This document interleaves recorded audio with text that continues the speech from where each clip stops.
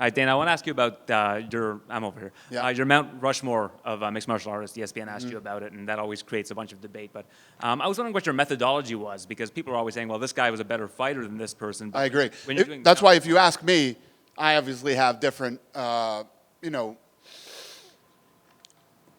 if you look at Ronda Rousey, which I'm sure everybody goes crazy, Ronda Rousey, women aren't fighting here. The knockout that happened last weekend doesn't happen without Ronda Rousey.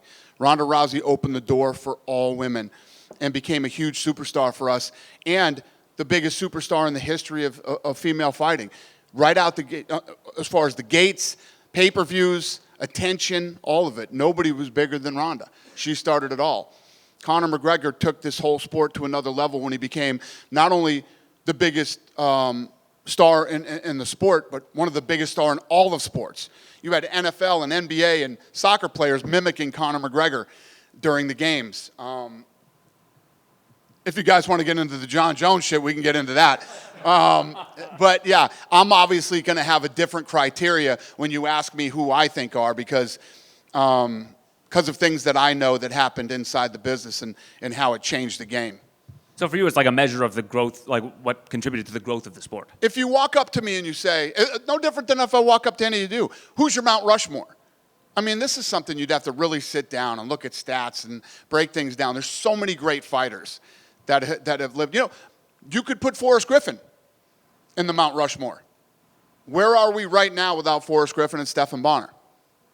So when you talk about that type of stuff, to me, it's different than just who's the greatest fighter of all time or in each weight class. And then my other one was George St-Pierre. At that time, in the evolution of this company, right? When you think back, anybody who was around, a lot of people weren't around then, but the people who were, when you went up to Canada with George St-Pierre, I'll never forget the time that we were up there. I literally got stuck on a corner.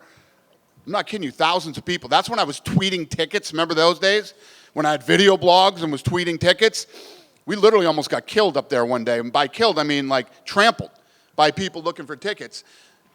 How big that was up there at that time was absolutely insane. And it was all George St-Pierre.